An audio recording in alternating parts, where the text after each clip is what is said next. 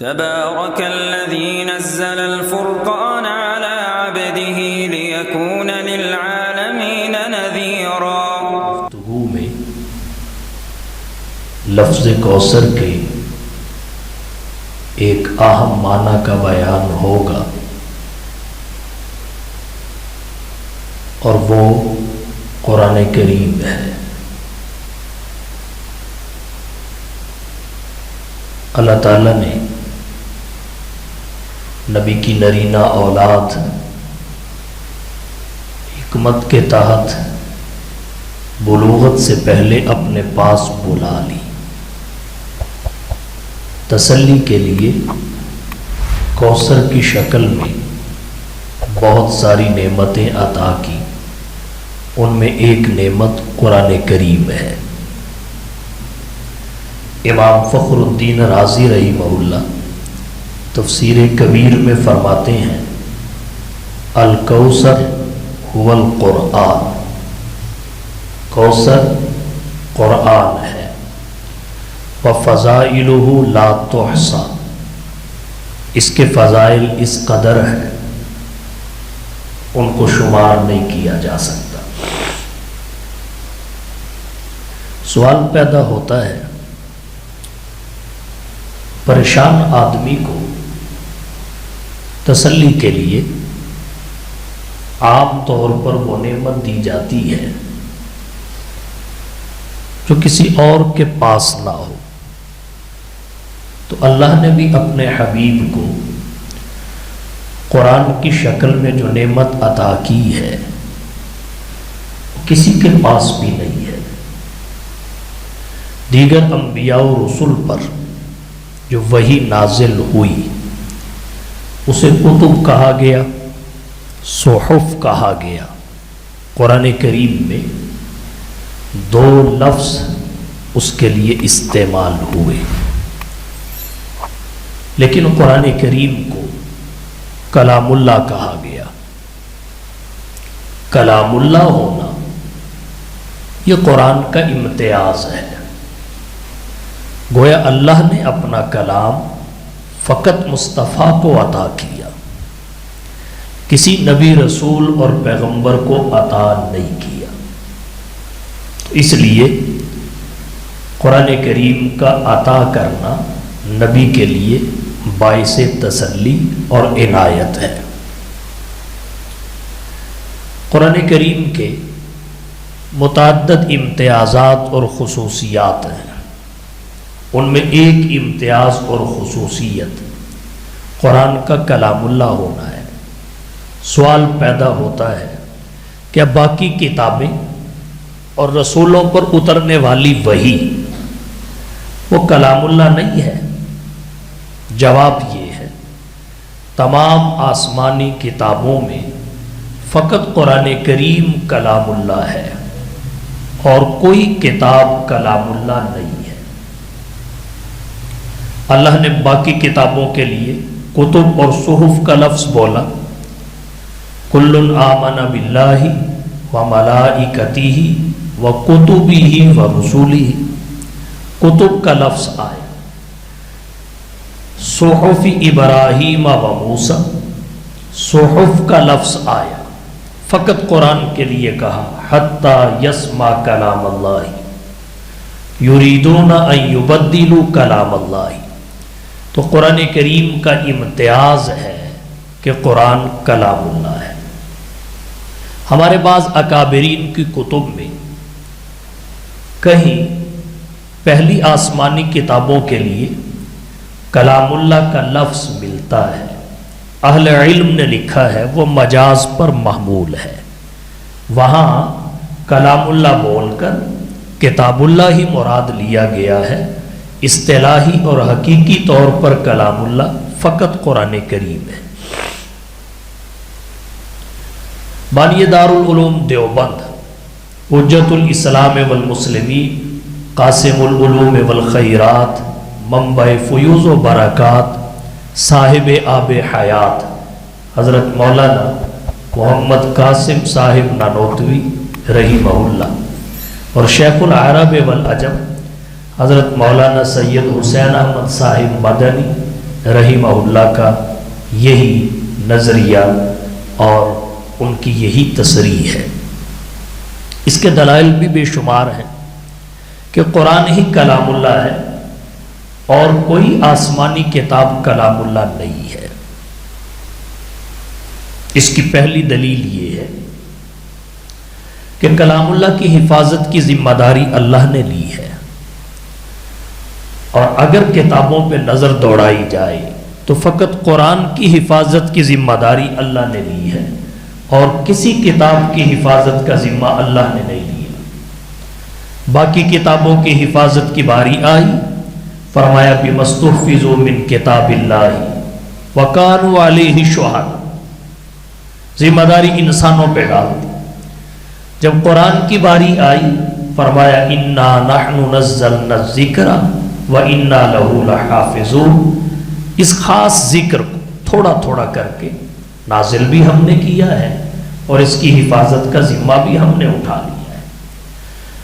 بسا اوقات یہودی اور عیسائی کہتے ہیں اللہ نے قرآن کی حفاظت کا ذمہ نہیں لیا، بلکہ مطلق ذکر کی حفاظت کا ذمہ لیا ہے، اور جیسے قرآن اللہ کا ذکر ہے، تورات زبور انجیل بھی اللہ کا ذکر ہے، بلا شبہ وہ اللہ کا ذکر ہے، لیکن اس سے جو استدلال یہود و نصارہ کرتے ہیں وہ غلط ہے۔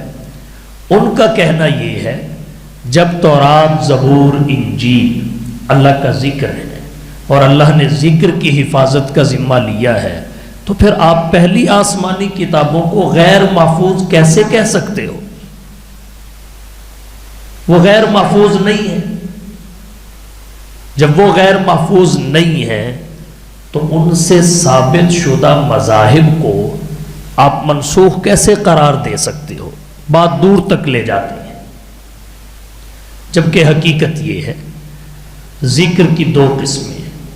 جو اللہ نے ذکر نازل فرمایا اس کی دو قسمیں ہیں، ایک وہ جو اللہ نے یک بار نازل کیا، ایک ہی دفعہ پوری کتاب اپنے رسول کو دے دی، اسے عربی میں انزال کہتے ہیں، یک بار نازل کرنا۔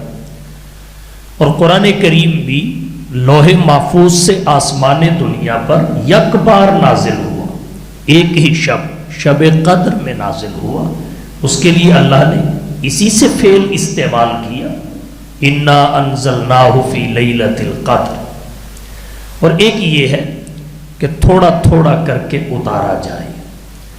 آسمان دنیا سے حضور کے قلب سلیم پر قرآن کریم تھوڑا تھوڑا کر کے اتارا گیا، جسے کہتے ہیں منجمن منجمن مفرقن مفرقن۔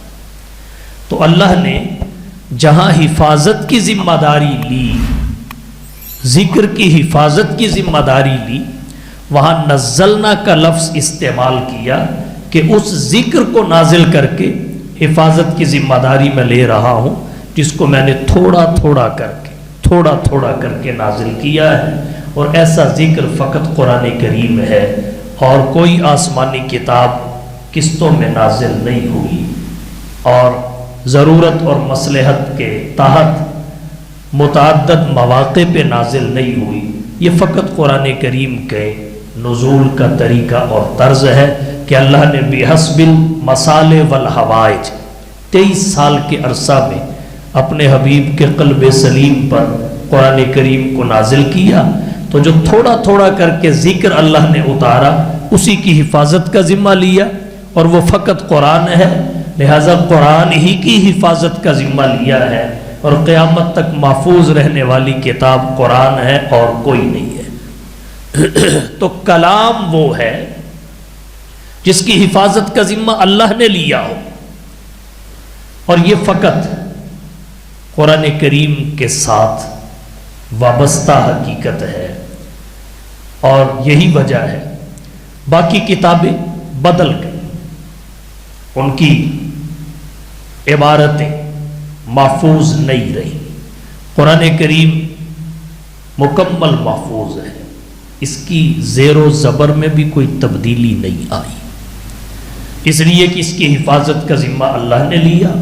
ذریعہ بھلے حفاظ اور قراء کو علماء طلباء کو، مفسرین و محدثین کو، فقہا اور مجتہدین کو بنا دیا، مگر ذمہ داری اللہ نے لی ہے۔ قرآن ہی کلام اللہ ہے۔ اس کی دوسری دلیل یہ ہے، جو اللہ کا کلام ہوتا ہے وہ معجز ہوتا ہے، اپنی مثل لانے سے پوری کائنات کے انسانوں کو عاجز کر دیتا ہے، اس میں تحدی ہوتی ہے، چیلنج ہوتا ہے۔ آپ دیکھیے جب اللہ نے قرآن کریم کو اپنے حبیب پر نازل فرمایا، مشرکین مکہ نے کہا یہ اللہ کا کلام نہیں ہے، رحمان کا کلام نہیں ہے۔ حضور صلی اللہ علیہ وسلم رات کو بناتے ہیں، دن کو سناتے ہیں، رات کو بنایا، دن کو سنایا۔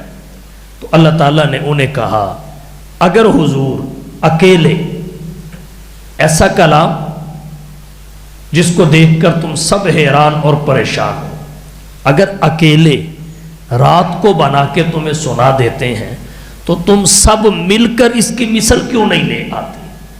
تم بھی تو انسان ہو۔ اور پھر یہاں ایک بات اور عرض کر، نبی بھی نبی امی، امی ہونا نبی کا معجزہ ہے، نبی کی عظمت ہے، اور غیر نبی کے لیے عیب ہے۔ امی ہونا غیر نبی کے لیے عیب ہے، حضور کی شان اور عظمت ہے۔ اور اللہ نے آپ کو امی رکھا، آپ کا لقب امی ہے، تاکہ دنیا کو پتہ چلے حضور جو پیش کر رہے ہیں وہ کسی سکول میں پڑھ کر نہیں، کسی کالج اور یونیورسٹی میں پڑھ کے نہیں، وہ اللہ کی طرف سے آتا ہے، اور رسول اللہ کی طرف سے اس میں کچھ بھی ملایا نہیں جاتا۔ رسول اللہ نمائندے کی حیثیت سے اللہ کا پیغام انسانوں کو پہنچا دیتے ہیں، تو وہ انسان کا کلام نہیں ہے، رحمان کا کلام ہے۔ اگر تم سمجھتے ہو کہ آپ بناتے ہیں تو تم بھی بناؤ۔ تم اپنے آپ کو فصاحہ کہتے ہو، اپنے کلام کی بلاغت پر تمہیں اس قدر ناز ہے کہ اپنے آپ کو عرب اور اپنے ماسوا کو عجم یعنی گونگا کہتے ہو، تو اس کی مثال لاؤ۔ 4 چیلنج اللہ نے کی، فرمایا قُلْ لَئِنِ اجْتَمَعَتِ الْإِنسُ وَالْجِنُّ عَلَىٰ أَن يَأْتُوا بِمِثْلِ هَٰذَا الْقُرْآنِ وَلَوْ كَانَ بَعْضُهُمْ لِبَعْضٍ ظَهِيرًا، کہ انہیں کہہ دو اگر جن و انس جمع ہو جائیں اس بات پر کہ قرآن کی مثل لائیں گے، ایک دوسرے کے مددگار بھی بن جائیں تو کامیاب نہیں ہوں گے۔ پہلا چیلنج ان یاتوا بمثل هذا القرآن، کوئی جواب نہیں آیا۔ پھر اللہ نے دوسرا چیلنج دیا، ام یقولون افترا، ان کا کہنا یہ ہے کہ حضور بنا رہے ہیں، بنا کے سنا رہے ہیں۔ فرمایا انہیں کہہ دو فَأْتُوا بِعَشْرِ سُوَرٍ مِثْلِهِ مُفْتَرَيَاتٍ، تم بھی 10 صورتیں اس جیسی بنا کے لے آؤ۔ وَادْعُوا مَنِ اسْتَطَعْتُم مِّن دُونِ اللَّهِ إِن كُنتُمْ صَادِقِينَ، جس کو بلانے اور ملانے کی طاقت رکھتے ہو اپنے پاس بلا اور اپنے ساتھ ملا لو، اگر تم اپنے اس دعوے میں سچے ہو کہ یہ اللہ کا کلام نہیں ہے، رسول اللہ بناتے ہیں اور پھر سناتے ہیں۔ جب اس کا بھی جواب نہیں آیا تو پھر تیسرا چیلنج، وَإِن كُنتُمْ فِي رَيْبٍ مِّمَّا نَزَّلْنَا عَلَىٰ عَبْدِنَا فَأْتُوا بِسُورَةٍ مِّن مِّثْلِهِ وَادْعُوا شُهَدَاءَكُم مِّن دُونِ اللَّهِ إِن كُنتُمْ صَادِقِينَ، کہ چلو ایک صورت ہی اس جیسی بنا لاؤ، ایک صورت۔ اور پھر اللہ نے لفظ صورت نکرہ ذکر کیا۔ علماء عربیت فرماتے ہیں نکرہ میں عموم ہوتا ہے، یعنی اس میں یہ شرط اور قید نہیں ہے کہ فلانی خاص صورت جیسی صورت لے کے آؤ، جیسے سورۃ البقرہ پاروں پر مشتمل ہے، آل عمران انتہائی طویل ہے، کوئی صورت اس کی سلیکٹ کرو، اس کی مثل لے آؤ۔ سب سے مختصر صورت سورۃ الکوثر ہے، جس کی 3 آیات ہیں، 10 کلمات ہیں، 42 یا 43 حروف ہیں، اس جیسی ہی کوئی بنا لاؤ۔ اور جب اس چیلنج کا بھی کوئی جواب نہیں آیا تو پھر ایک بات قرآن میں اور بھی ہے، فَلْيَأْتُوا بِحَدِيثٍ مِثْلِهِ إِن كَانُوا صَادِقِينَ، ایک بات ہی اس جیسی لے آؤ۔ نہیں لا سکے، یہ تحدی اور چیلنج قرآن کریم میں ہے۔ کتابوں میں معجز کتاب فقط قرآن کریم ہے، تو اس سے پتہ چلا کہ اللہ کا کلام فقط قرآن ہے۔ مشرکین مکہ، سرداران قریش، عرب کے شعراء اور فصحاء، جنہیں اپنے کلام کی فصاحت و بلاغت پر بڑا ناز تھا، بڑا آسان تھا، وہ کلام سے جواب دے دیتے، مگر تب دیتے جب یہ کلام انسان کا ہوتا، پھر انسان مل کے جواب دیتے، یا تنہا کوئی فرد جواب دیتا، ممکن تھا، یہ انسان کا تھا ہی نہیں، اسی لیے جواب نہیں آیا، تلوار لے کر میدان میں آ گئے، ظلم و ستم کا بازار گرم کرنے لگے، نبی اور صحابہ نبی کو تکلیفیں پہنچانے لگے، مکہ سے ہجرت کر کے حبشہ جانا پڑا، مکہ سے ہجرت کر کے مدینہ جانا پڑا، بدر کے میدان کی ذلت اور شکست تو انہوں نے قبول کر لی، لیکن قرآن کریم کی کسی صورت کی مثل لانے سے عاجز رہے، اور اس سے یہ بات اللہ نے واضح کر دی کہ قرآن ہی معجز ہے اور قرآن ہی اللہ کا کلام ہے، قرآن ہی اللہ کا کلام ہے۔ پھر کلام اللہ کی ایک صفت، قرآن کریم کے کلام اللہ ہونے کی ایک دلیل یہ بھی ہے کہ جو اللہ کا کلام ہے وہ ازلی اور ابدی ہے۔ کیوں؟ وجہ اس کی یہ ہے کہ اللہ کا کلام اللہ کی صفت ہے، اللہ کا کلام اللہ کی صفت ہے، اللہ کی ذات بھی قدیم ہے، اسے فنا لاحق نہیں ہو سکتی، اللہ کی ساری صفات قدیم ہیں، انہیں بھی فنا لاحق نہیں ہو سکتی۔ اللہ کی صفات دو قسم کی ہیں، نمبر ایک ثبوتی، نمبر دو سلبی۔ ثبوتی صفات کیا ہیں؟ اللہ ہر شے کا عالم ہے، اللہ ہر جگہ موجود ہے، اللہ ہر شے کو دیکھتا ہے، اللہ کو ہر قسم کا اختیار ہے، حیات، علم، ارادہ، سمع، بصر، یہ اللہ کی صفات ہیں۔ کسی انسان کی ان صفات میں سے کوئی صفت اللہ کی صفت جیسی نہیں ہے، یہ اللہ کی صفات ہے۔ اور سلبی صفات کیا ہیں؟ اللہ جاہل نہیں، اللہ عاجز نہیں، جن میں نفی آتی ہے کمزوریوں کی اللہ کی ذات سے، یہ سلبی صفات۔ سب کی سب صفات قدیم ہے، جیسے اللہ کی ذات قدیم ہے، تو قرآن بھی اللہ کی صفت ہے۔ جب اللہ کی ذات ازلی اور ابدی ہے تو اللہ کی صفات بھی ازلی اور ابدی ہے۔ جب اللہ کی صفات ازلی اور ابدی ہے، قرآن اللہ کی صفت ہے، یہ بھی ازلی اور ابدی ہوگی۔ ازل کہتے ہیں ماضی کے اس زمانے کو جس کی ابتدا نہ ہو، ابد کہتے ہیں مستقبل کے اس زمانے کو جس کی انتہا نہ ہو۔ اللہ کی ذات بھی ہمیشہ سے ہے، ہمیشہ رہے گی، اللہ کی صفات بھی ہمیشہ سے ہیں، ہمیشہ رہیں گی۔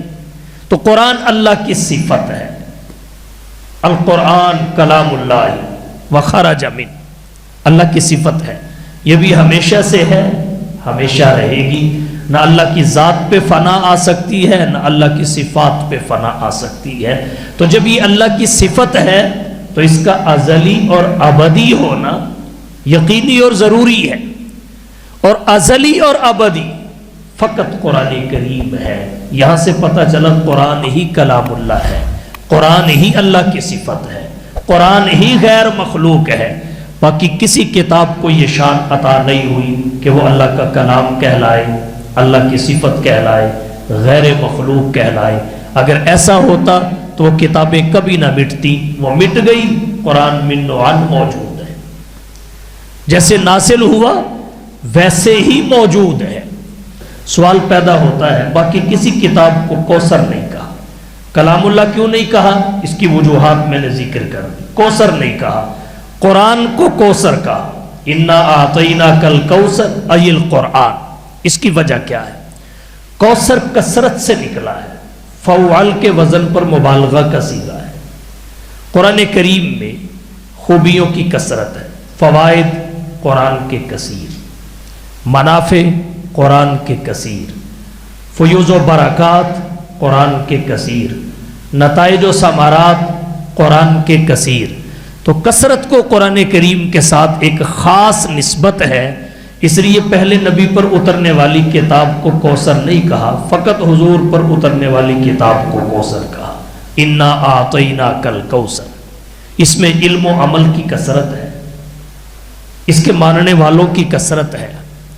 دنیا میں کوئی وقت ایسا نہیں آتا جب قرآن کی تلاوت رکتی ہو، دنیا میں کوئی وقت ایسا نہیں آتا جب قرآن کریم پر عمل موقوف ہو جاتا ہو۔ ہر وقت قرآن کی تلاوت جاری ہے، ہر وقت قرآن کریم پر عمل ہو رہا ہوتا ہے۔ تو یہ علم و عمل کی جو کثرت قرآن کی ہے، دنیا کی کسی کتاب کی نہیں ہے۔ باقی کتابوں پر آج عمل نہیں ہو رہا، وہ کتابیں ہی غیر محفوظ ہیں۔ تو اس لیے کثرت کو قرآن سے خاص نسبت ہے، تو اللہ نے قرآن کریم کو کوثر کہہ کے اپنے حبیب پہ انعام ذکر کیا، انا اعطیناک الکوثر۔ قرآن کریم کے فضائل بہت سارے ہیں۔ قل لو کان البحر مدادا لکلمات ربی لنفد البحر قبل ان تنفذ کلمات ربی ولو جئنا بمثلہ مددا۔ کہیں فرمایا ولو ان ما فی الارض من شجرۃ اقلام والبحر یمدہ من بعدہ سبعۃ ابحر ما نفدت کلمات اللہ ان اللہ عزیز حکیم۔ حضور صلی اللہ علیہ وسلم نے اپنی احادیث میں قرآن کریم کے بہت سارے امتیازات اور خوبیوں کا ذکر کیا۔ قرآن کے امتیازات اور خوبیوں میں ایک بڑی خوبی قرآن کریم کی انقلابی تاثیر ہے۔ اللہ نے جو تاثیر قرآن میں رکھی ہے وہ دنیا کی کسی کتاب میں نہیں ہے، دنیا کی کسی کتاب میں نہیں۔ ایسی تاثیر انسانات بھی متاثر ہوئے، جنات بھی متاثر ہوئے، ملائکۃ اللہ بھی متاثر ہوئے، حیوانات بھی متاثر ہوئے۔ قرآن کریم سے انسانات کس قدر متاثر ہوئے، چند ایک مثالیں پیش کرتا ہوں۔ حضرت عمر بن خطاب رضی اللہ تعالی عنہ ابھی تک ایمان نہیں لائے تھے۔ سرداران قریش نے میٹنگ کی کہ اللہ کے نبی کا سر تن سے جدا کیا جائے، الیاذ باللہ۔ اس کام کے لیے کوئی بھی تیار نہیں ہوا۔ حضرت عمر نے حامی بھر لی، اور یہ حامی کیوں بھری؟ اللہ کی تکوین اور تقسیم کو کوئی نہیں ٹال سکتا۔ نبی اللہ سے عمر مانگ چکے تھے، اللہ دینے کا ارادہ کر چکے تھے، اور عمر سے جو کام لینا تھا وہ بہت بڑا تھا۔ عمر اسلام کی عزت اور اظہار شوکت کے لیے آ رہے تھے، تو جب تک آئے نہیں تھے ان میں تھے، اللہ نے حضرت عمر کو اس کام کی حامی اس لیے بھروائی تاکہ مشرکین مکہ اپنے میں سے سب سے بہادر حضرت عمر کو تسلیم کر لیں، سب سے بہادر حضرت عمر کو مان لیں۔ اور جب حضرت عمر نبی کی خدمت میں ایمان قبول کر کے آ جائیں تو بہادر پہلے ہی مان چکے ہوں گے، پھر عمر کے آگے کھڑے ہونے کی ہمت بھی نہ کر سکے، اور ایسا ہی ہوا۔ بیت اللہ کا دروازہ بند تھا، عمر نے آ کے کھلوایا، کوئی سامنے نہیں آیا۔ ایک وقت مسلمانوں کے لیے یہ بھی آیا کہ بیت المقدس کا دروازہ بند ہو گیا، حضرت عمر شام جا کے اسے بھی کھولتے ہیں، اور بغیر لڑائی کے، پہلے لڑائی ہوتی رہی لیکن جب حضرت عمر پہنچے تو چابیاں ان کے قدموں میں ڈال دی گئی۔ سب نے سرن ہجرت کی، چھپ چھپا کر ہجرت کی۔ حضرت عمر بن خطاب نے اعلانیہ ہجرت کی، سر عام ہجرت کی۔ تو اللہ نے حضرت عمر بن خطاب کو جب ان میں تھے بہادر ڈکلیئر کروایا، اور جب مصطفیٰ کے قدموں میں آئے پھر کوئی بھی عمر کے آگے کھڑا نہ پایا۔ تاثیر قرآن کی کیا ہے؟ حضرت عمر ہاتھ میں تلوار لے کر نبی کا سر لینے چلے تھے۔ اللہ کا کرنا ایسا ہوا کہ بہن سے قرآن سننے کی نوبت آ گئی۔ طٰہٰ ما انزلنا علیک القرآن لتشقى الا تذکرۃ لمن یخشی، چند آیات سن، نبی سے نہیں سنی، صحابیہ سے سنی، بہن سے۔ بہن فاطمہ سے چند آیات سنی، سر لینے گئے تھے، سر دینے کا عہد کر کے واپس پلٹ گئے اور کلمہ پڑھ کے مسلمان ہو گئے۔ یہ ہے قرآن کی تاثیر۔ سودے کے لیے بازار گئے ہم، سودے کے لیے بازار گئے ہم، بکے ان کے ہاتھوں جن کے خریدار گئے ہم۔ ایسی تاثیر اللہ نے قرآن میں رکھی، دنیا مثال پیش کرنے سے قاصر ہے۔ صحابہ کرام پر جب مشرکین مکہ کا ظلم و ستم حد سے بڑھ گیا تو نبی کے صحابہ، کچھ صحابہ مکہ سے ہجرت کر کے حبشہ چلے گئے۔ قریشی سرداروں کو یہ بھی گوارا نہ ہوا کہ یہ ہمارے ظلم و ستم سے نکل کر کسی دوسرے ملک میں جا کے آزادی اور امن کے ساتھ رہ سکے۔ چنانچہ ایک وفد سرداران قریش کا حبشہ چلا گیا۔ وہاں کا بادشاہ اصحمہ نجاشی عیسائی تھا، اس کے پاس جا کے انہوں نے درخواست دے دی کہ ہمارے بھگوڑے ہیں، نافرمان ہیں، ہمارے حوالے کیے جائیں۔ نجاشی نے طلب کر لیا، مسلمانوں کی جماعت کو طلب کر لیا۔ حضرت جعفر بن ابی طالب رضی اللہ تعالی عنہ سربراہ تھے، مسلمانوں کی جماعت کے بات کرنے کے لیے ان کا انتخاب ہوا۔ انہوں نے آ کے اپنا موقف پیش کیا، قرآن کریم کی تلاوت کی۔ نجاشی بھی متاثر ہوا اور سلطنت کے دیگر وزراء اور اہم اراکین وہ بھی انتہائی متاثر ہوئے۔ پھر اگلے دن یہ شکایت کی گئی کہ ان کا نظریہ حضرت عیسیٰ اور مریم کے بارے میں درست نہیں ہے، کیونکہ وہ بادشاہ عیسائی تھا۔ سوچ یہ آئی کہ یہ الزام دو، شاید وہ مذہبی غیرت میں آ کے انہیں ہمارے حوالے کر۔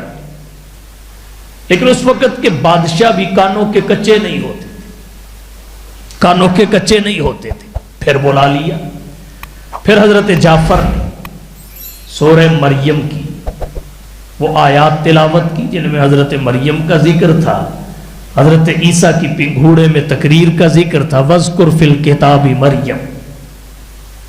حضرت عیسیٰ کی تقریر والی جگہ تلاوت کی، انی عبد اللہ آتانی الکتاب وجعلنی نبیا وجعلنی مبارکا اینما کنت واوصانی بالصلاۃ والزکاۃ ما دمت حیا۔ اصحمہ نجاشی کے ہاتھ میں ایک تنکا تھا، وہ کہنے لگا یہ تنکا میرے ہاتھ میں دیکھ رہے ہو، یہ تنکا جو انہوں نے پڑھ کر سنایا ہے، تلاوت کیا ہے، اس میں حضرت عیسیٰ اور مریم کا جو مقام بتایا گیا ہے وہ اس قدر برحق ہے کہ نہ اس تنکے کے برابر کم ہے نہ اس تنکے کے برابر زیادہ ہے۔ رونے لگا۔ اراکین سلطنت جو موجود تھے ان کی بھی آنکھیں بہہ پڑی، داڑیاں آنسوؤں سے تر ہو گئی۔ نجاشی نے کلمہ پڑھا اور کلمہ پڑھ کے مسلمان ہو گیا۔ یہ تاثیر ہے قرآن کی، یہ قرآن کی تاثیر ہے۔ کایا پلٹ دی۔ طفیل بن عامر کو قرآن اور صاحب قرآن سے دور رکھنے کے لیے بڑے کان بھرے۔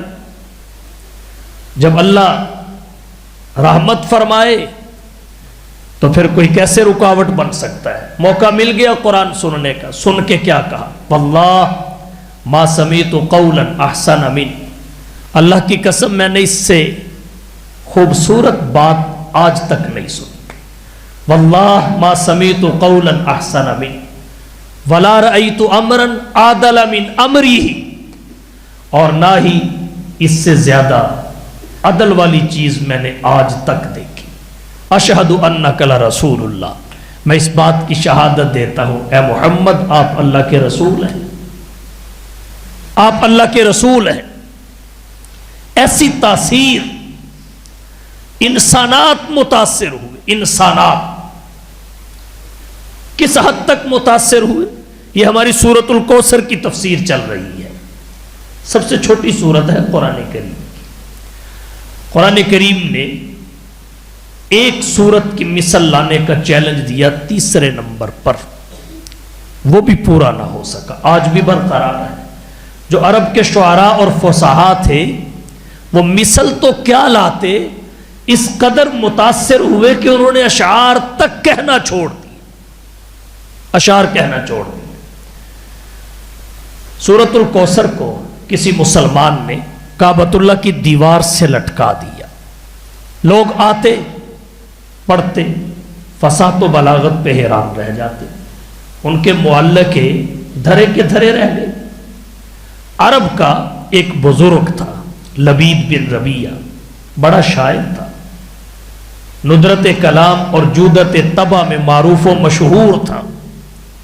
ایک دن وہ بھی چلا آیا، جب وہ آیا تو مشرکین مکہ جمع ہو گئے، کہنے لگے یہ صورت ہمارے گلے پڑی ہوئی ہے، اس کا کوئی جواب ہم سے بن نہیں پا رہا، آج بابا جی آئے ہیں، آج ضرور ہماری شکست کا ازالہ کر کے جائیں گے۔ لبید بن ربیہ وہاں کھڑا دیکھتا رہا، سوچتا رہا، دیکھتا رہا، سوچتا رہا، سب اندر ہی اندر امید لگا کے بیٹھے تھے کہ آج لبید اس کا جواب دے کر جائیں گے، لبید اس کا جواب دے کر جائیں گے۔ لبید صاحب فن تھا، فن کی باریکیوں کو صاحب فن سمجھتا ہے۔ حضرت موسیٰ علیہ السلام کے زمانے میں جب فرعون نے جادوگروں کو جمع کیا، حضرت موسیٰ سے مقابلہ کے لیے آئے، انہوں نے رسیاں ڈالی، لوگوں کو وہ سانپ دکھنے لگی۔ جادوگروں نے رسیاں ڈالی، لوگوں کو سانپ دکھنے لگی۔ حضرت موسیٰ نے جب اپنا عصا ڈالا، وہ سانپ دکھنے نہیں لگا، سانپ بن گیا، سانپ بن گیا۔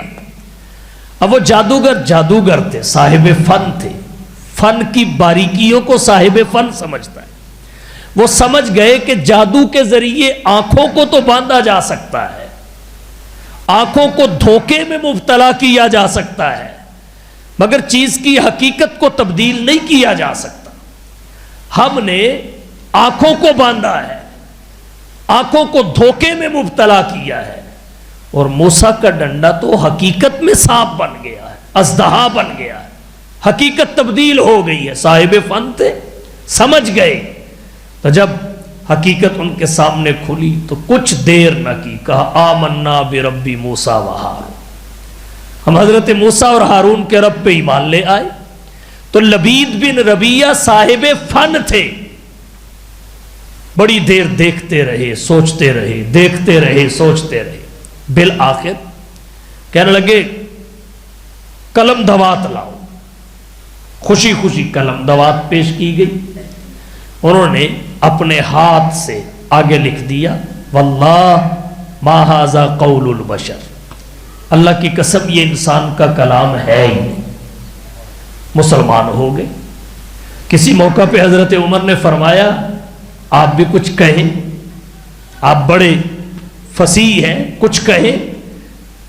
انہوں نے کہا قرآن کریم کے ہوتے ہوئے مجھے کچھ بھی کہتے ہوئے شرم آتی ہے، قرآن جیسی فصیح و بلیغ کتاب کو سامنے رکھ کے میں کہوں تو کیا کہوں،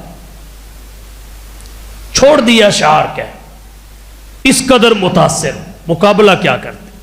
اسی طرح عرب میں ایک خاتون تھی، اس کا نام خنسا تھا، مرثیہ گو شاعرہ تھی، لکھتی تھی کہتی بھی تھی، اور حیثیت اس کی یہ تھی کہ یہ بڑے بڑے مشاعروں میں جج بن کر بیٹھتی تھی، شعراء کے کلام کا محاکمہ کرتی تھی، غلطیاں نکالتی تھی، بولتے تھے، جب خنسا بولتی تھی تو اصول نکلتے تھے، سننے والے اصول اخذ کرتے تھے، اصولوں کا استنباط کرتے تھے۔ اوکاز کے میلہ میں حضرت حسان بن ثابت رضی اللہ تعالی عنہ نے اپنے کلام سے چن کر 2 شعر پڑھے، خنسا نے 8 ادبی غلطیاں ان میں نکالی، اتنی بڑی شاعرہ تھی۔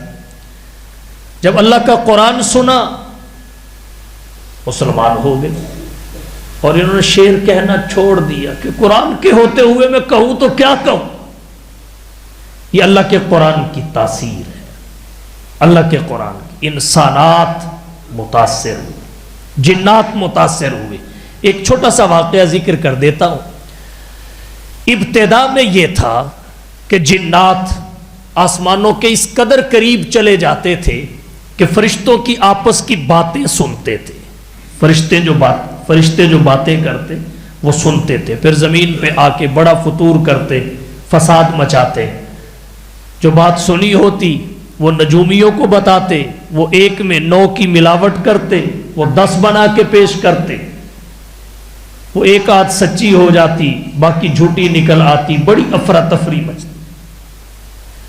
جب جناب نبی کریم صلی اللہ علیہ وسلم کی بعثت ہوئی, نزول قرآن کا سلسلہ شروع ہوا, تو اللہ نے آسمانوں کی حفاظت کا انتظام سخت کر دیا. سیکیورٹی سخت ہو گئی. اب جب اوپر جنات جاتے تو شہاب ثاقب پڑتے, انگاروں سے استقبال ہوتا, بھاگتے پلٹتے دوڑتے. جب یہ صورتحال جنات نے دیکھی تو انہوں نے ایک میٹنگ کی, شیطان بھی اس میں شریک تھا. کہا سبب معلوم کرو, سبب کیا ہے, اس تبدیلی کا سبب کیا ہے. ہم اوپر نہیں جا سکتے, جاتے ہیں تو مارے جاتے ہیں. اوپر جانا چھوڑ نہیں سکتے تھے. بعض لوگوں کو جاسوسی کا چسکا ہوتا ہے, لینا دینا کچھ بھی نہیں ہوتا, بس ویسے ٹو میں لگے رہتے ہیں. یہ شیطانی کام ہے, شیاطین کرتے تھے. تو کہا معلوم کرو کون سی نئی چیز پیدا ہوئی ہے جس کی وجہ سے تمہارے اوپر جانے پہ, فرشتوں کی بات سننے پہ پابندی لگ گئی ہے. جماعتیں تشکیل دے دی گئی, فلانا علاقہ اس جماعت کے حصے میں, فلانا اس کے حصے میں, فلانا اس کے حصے میں. نصیبین کے 9 جنات کی ایک جماعت تھی, حجاز کا علاقہ اس کے حصے میں آیا کہ اس کی چھان پھٹک یہ جماعت کرے گی. اللہ کا کرنا ایسا ہوا. حضور صلی اللہ علیہ وسلم سفر طائف سے واپس آ رہے تھے, طائف کے سفر سے واپس آ رہے تھے. بطن نخلا میں اللہ کے نبی صلی اللہ علیہ وسلم فجر کی نماز اپنے ساتھیوں کو پڑھا رہے تھے. بطن نخلا. اللہ کا کرنا ایسا ہوا, اس جماعت کا رخ اللہ نے موڑا, جنات کی اس جماعت کا رخ, اور اس راستے پہ ڈال دیا جو رسول اللہ کی جانب جا رہا تھا. اللہ نے فرمایا وَإِذْ صَرَفْنَا إِلَيْكَ نَفَرًا مِّنَ الْجِنِّ يَسْتَمِعُونَ الْقُرْآنَ. اور یہ اللہ نے اس لیے کیا کہ یہ قرآن سنے. فَلَمَّا حَضَرُوهُ, جب وہ آئے آواز کانوں میں پڑی تو ایک دوسرے کو کہنے لگے انصتو, خاموش ہو جاؤ. قالوا انصتو, سنتے رہے. فَلَمَّا قُضِيَ, جب تلاوت موقوف ہوئی, وَلَّوْا إِلَىٰ قَوْمِهِمْ, اپنی جماعت کی طرف پلٹے. تو زندگی کا ارادہ لکھوا کے پلٹے. ہمارے تبلیغی جماعت والے کہتے ہیں جانا نہ جانا بعد میں, ارادہ تو لکھو. ارادے پہ بھی ایک نیکی ملتی ہے. اور یہ اللہ کی رحمت ہے نبی کی امت پر. نیت المومن خیر من عملی, کہ اگر کوئی شخص عمل نہیں کر پاتا وہ نیت کرے, اسے نیت پہ بھی اجر ملتا ہے. تو تبلیغی جماعت والے کہتے ہیں ارادہ تو لکھواؤ کہ جائیں گے. تو یہ بھی وَلَّوْا إِلَىٰ قَوْمِهِمْ مُنذِرِينَ, لوگوں کو باخبر کرنے کا ارادہ کرتے ہوئے واپس پلٹے. اور ان کے اندر کی کایا پلٹ چکی تھی, مسلمان ہو گئے. اور سبب قرآن نے کیا ذکر کیا؟ جنات کہتے ہیں اِنَّا سَمِعْنَا قُرْآنًا عَجَبًا, ہم نے ایک عجیب کلام سنا ہے. یہدی الی الرشد, جو رشد و ہدایت کی جانب رہنمائی کرتا ہے. فآمنا بہ, ہم سب اس پر ایمان لے آئے. وَلَن نُشْرِكَ بِرَبِّنَا أَحَدًا, اب کسی کو بھی اپنے رب کے ساتھ شریک نہیں کریں گے. وَأَنَّهُ تَعَالَى جَدُّ رَبِّنَا, ہمارا رب تو بڑی بزرگی اور بلندی والا ہے. مَتَّخَذَ صَاحِبَةً وَلَا وَلَدًا, اس کی کوئی بیوی اور اولاد نہیں ہے, وہ احد ہے. تو جنات متاثر ہوئے قرآن کریم کو سن کر. یہ اللہ نے قرآن میں تاثیر رکھی ہے جو کسی کتاب میں نہیں ہے. ملائکۃ اللہ اور حیوانات متاثر ہوئے. ایک واقعہ ذکر کرتا ہوں. صاحب مشکات نے مشکات شریف کتاب فضائل القرآن میں لکھا, امام بخاری رحمۃ اللہ علیہ نے بخاری شریف میں ذکر کیا، جناب نبی کریم صلی اللہ علیہ وسلم کے ایک صحابی تھے اسید بن حذیر، ان کے بیٹے کا نام یحییٰ تھا، بیٹا چھوٹا تھا۔ ایک دفعہ رات کی تنہائیوں میں حضرت اسید بن حذیر نے سورۃ البقرہ کی تلاوت شروع کر دی، پاس بیٹا بھی سویا ہوا تھا، آپ کا گھوڑا بھی بندھا ہوا تھا، مجاہد تھے۔ سورۃ البقرہ کی تلاوت شروع کی تو گھوڑا اچھلنے لگا۔ جب گھوڑا اچھلنے لگا انہوں نے اس ڈر سے تلاوت کو روک دیا کہ کہیں بچے کو چوٹ نہ آ جائے، بچے کو تکلیف نہ پہنچے۔ جیسے ہی انہوں نے تلاوت کو موقوف کیا گھوڑا اپنی جگہ پہ آ گیا ٹھیک ٹھاک۔ انہوں نے سوچا پھر تلاوت کرو، پھر تلاوت شروع کی، گھوڑا پھر اچھلنے لگا۔ 3 دفعہ ایسا ہوا، بالآخر انہوں نے تلاوت روک کر اپنا بچہ اٹھا لیا۔ صبح حضور صلی اللہ علیہ وسلم کی خدمت میں پہنچے۔ جب یہ نکلنے لگے انہوں نے آسمان کی طرف نظر اٹھائی کہ سبب بھی تو معلوم کروں، آس پاس کوئی خاص بات ہو جس کی وجہ سے گھوڑا اچل رہا ہے۔ تو آسمان پہ کیا دیکھتے ہیں؟ ایک بادل کی طرح سائبان ہے، ایک نورانی سائبان ہے بادل کی طرح، اور اس میں چراغوں کی طرح روشنی ہے۔ حضرت اسید رسول اللہ صلی اللہ علیہ وسلم کے پاس آئی، آ کے عرض کیا حضور رات کو اس طرح واقعہ پیش آیا، میں تلاوت کرتا تھا گھوڑا اچھلتا تھا، بچہ پاس سویا ہوا تھا، میں نے اس ڈر سے کہ کہیں اس کو چوٹ نہ آ جائے تلاوت کو جس وقت روک دیا وہ بھی رک گیا۔ یہ سلسلہ چلتا رہا۔ جب میں پلٹا آپ کی طرف آیا تو میں نے آسمان پہ اس طرح ایک نورانی سائبان دیکھا، اس میں چراغوں کی طرح روشنی دیکھی۔ اللہ کے نبی صلی اللہ علیہ وسلم نے فرمایا تجھے معلوم ہے وہ کیا تھا؟ تجھے معلوم ہے وہ کیا تھا؟ وہ فرشتے تھے جو آسمان سے قرآن کریم کی تلاوت سننے آئے تھے۔ اے اسید اگر تو قرآن کریم کی تلاوت کرتا رہتا اپنے بچے کے ڈر سے تلاوت کو موقوف نہ کرتا، تو قرآن پڑھتا رہتا، تو صبح ہر آنکھ اللہ کے ان فرشتوں کو دیکھ لیتی۔ تو یہ ہے قرآن کی تاثیر، فرشتے سننے کے لیے اترتے ہیں اور جانور بھی جھومنے اور اچھلنے لگتے ہیں۔ یہ تاثیر دنیا کی کسی کتاب میں نہیں ہے، یہ انقلابی تاثیر ہے، انقلابی۔ قرآن کریم انقلابی تاثیر رکھتا ہے۔ دنیا میں بڑے بڑے انقلابات آئے، رنگ کی بنیاد پہ، نسل کی بنیاد پہ، قومیت کی بنیاد پہ، علاقائیت کی بنیاد پہ، صوبائیت کی بنیاد پہ، عصبیت کی بنیاد پہ، سب کے اثرات ختم ہو گئے۔ لیکن جو انقلاب قرآن کی تاثیر اور حقانیت کی بنیاد پہ آیا اس کا اثر کبھی ختم نہ ہوگا۔ صداقت آج بھی ہے، عدالت آج بھی ہے، شرافت اور حیا آج بھی ہے، عفت اور پاک دامنی آج بھی ہے، رہے گی۔ اگر کوئی قوم چھوڑے گی تو اللہ اس کی جگہ دوسری کھڑی کر دیں گے۔ وَإِن تَتَوَلَّوْا يَسْتَبْدِلْ قَوْمًا غَيْرَكُمْ ثُمَّ لَا يَكُونُوا أَمْثَالَكُمْ۔ تو اللہ نے یہ تاثیر فقط قرآن میں رکھی ہے اور کسی کتاب میں نہیں ہے۔ پھر اگلی بات یہ کہ اللہ نے اس کے حفظ کو آسان بنا دیا، اسے کتاب تلاوت بنایا، پڑھنے کی جو کثرت اس کو عطا کی وہ دنیا کی کسی کتاب کے پاس نہیں ہے۔ تو ایسی شان والی کتاب اللہ نے اپنے حبیب کو عطا کر کے کہا اِنَّا أَعْطَيْنَاكَ الْكَوْثَرَ، اے حبیب ہم نے آپ کو کوثر یعنی قرآن عطا کیا۔ امام فخر الدین رازی نے تفسیر کبیر میں فرمایا الکوثر هو القرآن، کوثر قرآن ہے، وَفَضَائِلُهُ لَا تُحْصَى، اس کے فضائل کا احاطہ اور احصاء نہیں کیا جا سکتا۔ تو یہ کوثر ہے، اس میں فوائد کی، فیوز کی، برکات کی، منافع کی، علم و عمل کی کثرت ہے، اللہ کی بہت بڑی نعمت ہے، ہمیں اس کی قدر کرنی چاہیے، اس کی تلاوت کو زندگی کے معمولات میں شامل کرنا چاہیے۔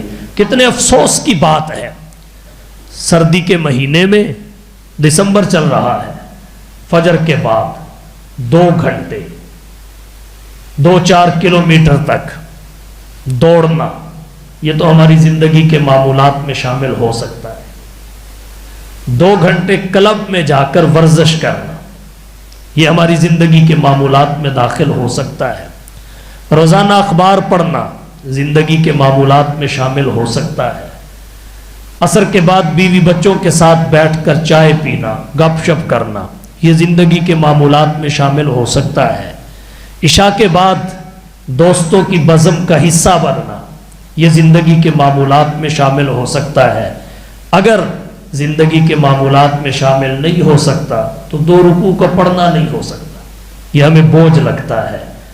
اس بوجھ کو اٹھائیے اور پھر برکات دیکھیے۔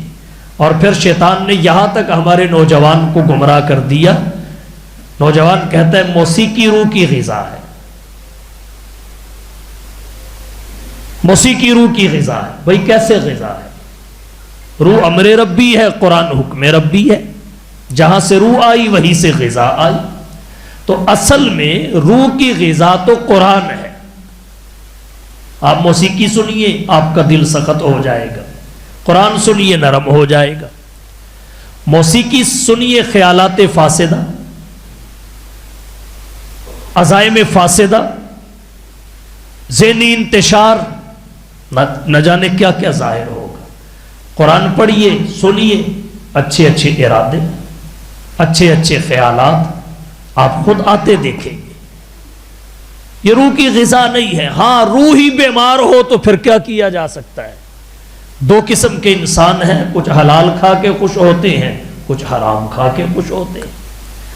تو ایسے ہی بیمار روح، اس کی گندی غذا ہو سکتی ہے۔ جو تندرست روح ہوگی اس کی غذا گندی نہیں ہوتی، اس کی غذا اللہ کا قرآن ہوتا ہے۔ سارے نفس مطمئنہ نہیں ہوتے، امارہ بھی ہوتے ہیں، لوامہ بھی ہوتے ہیں۔ تو یہ ہو سکتی ہے روح کی غذا، پر اچھی روح کی غذا نہیں ہو سکتی۔ اچھی روح کی غذا اللہ کا قرآن ہے، اسے پڑھیے، سنیے، زندگی کے معمولات میں شامل کیجیے۔ قرآن کوثر ہے، اللہ نے اپنے حبیب کو اسے عطا کرنے والے احسان کا ذکر کرتے ہوئے فرمایا انا اعطیناک الکوثر ای القرآن، اے حبیب ہم نے آپ کو کوثر یعنی قرآن عطا کیا۔ اللہ تعالی ہم سب کو اس کی قدر کرنے کی توفیق عطا فرمائے۔ وآخر دعوانا ان الحمد للہ رب العالمین۔